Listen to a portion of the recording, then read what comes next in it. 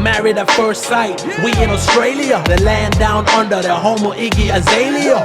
We got singles whose dating life is a failure, so they ask the experts to help them out. It's going down, okay, let's meet them. We got Elliot, Karina, Afina, Katie and Tim. Grab a snack, put your feet up. Jamie and Clint, David and Beth, yo, we here to turn the heat up. Sierra and Jeff, Ryan, Adrian, Jake, TJ and Ashley, Jacqui and Lauren, Morena and Reed, Tony the OG, Billy and Paul, Veronica, we ready cause we killing it, y'all. This the recap. Grab a drink, get a savory or a sweet snack, and sit back as we unpack what happened like back to back. Yo, I can tell it's about to slap. Let's go.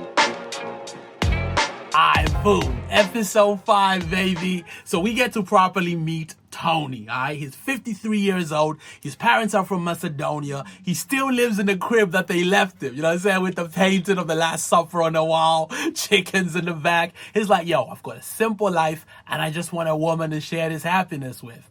Fair play, brother, fair play. They matched Tony up with Morena. She's 57 years old. She's a DJ / fitness instructor. She's full of life, full of energy, and her whole thing is she was in a loveless marriage for 29 years. 29 years, bro. Just going through the motions. So this is why I never understood why people assume just because something lasted for a long time it's a good thing. You hear it all the time, right? Oh, we've been together for 20 years. And people are like, oh, that's amazing. What's your secret? Oh, my parents were together their whole life. Oh, that's amazing. That's what I want. Nah, fam. Some people are capable of staying in a situation that's bad or toxic or just boring, loveless for years. I've had with dudes who've been married for years and all they do is talk about how much their wife sucks. I got homegirls who dunk on their partners on a regular. I know guys who've been at the same job for decades and they hate it. Reminds me of that one poem by Mary Oliver where she goes, what is it you plan to do with your one wild and precious life? Bars. Yeah, baby. Come for the Married at First Sight recap. Stay for the life coaching vibes. Alright, so Morena. And yo, obviously, two sides to every story, right? But Morena's like, this dude controlled everything. And he told me I was nothing for 29 years. And I believed it. And now you can tell she's reclaimed her power. And I low-key think the experts were cooking with this matchup. Because Tony seems like a chill guy. He's the kind of guy that will let her run things, wear the pants. My only problem with this kind of dynamic is like, look, again, just based on my observations and experiences.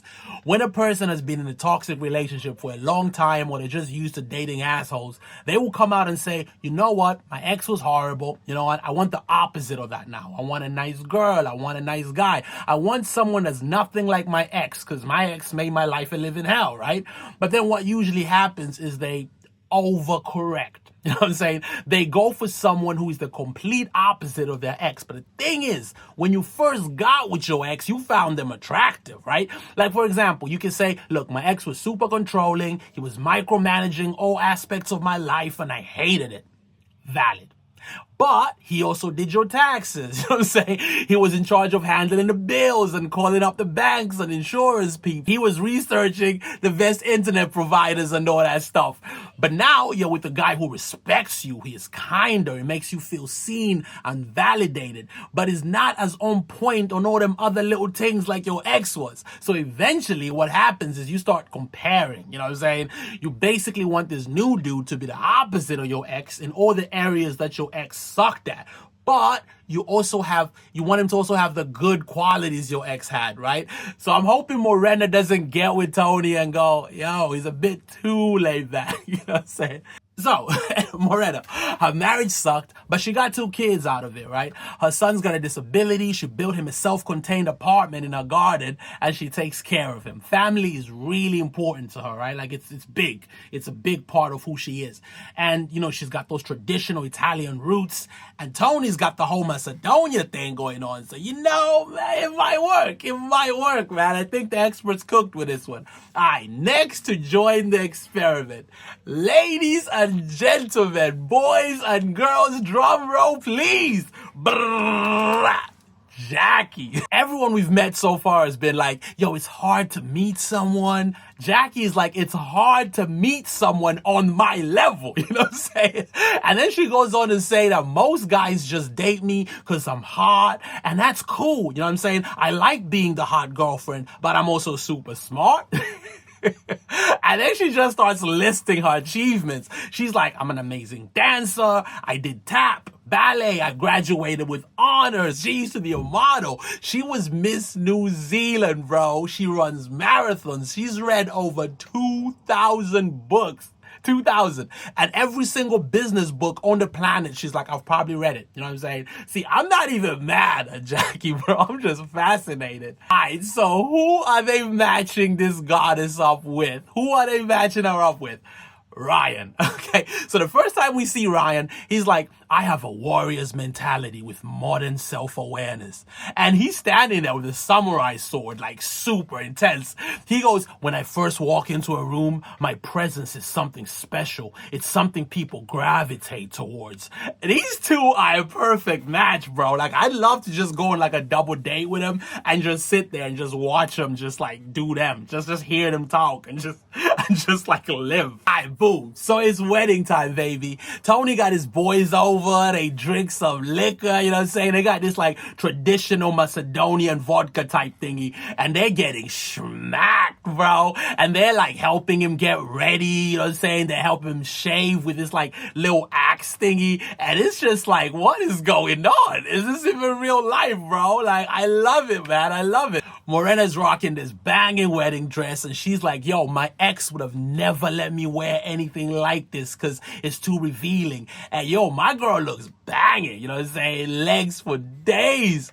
The ceremony is a vibe. They look good together. They're happy. It's just good energy all around. They go to the reception and their family and friends are there. It's a lot of handshakes and hugs and everybody's feeling it, you know what I'm saying? Vibes dope. Everybody's hype. Well, everybody except for one bruh, yeah? Tony's cousin. He's like, look, I know Tony and this is not the right girl for him. And I'm like, yo, Mr. Party Pooper over here. You just met her, fam. Give her a chance. Sheesh. They have their first dance and it's beautiful and romantic and you know what I'm saying? Morena's like, I've never felt like this before. It's beautiful stuff, man.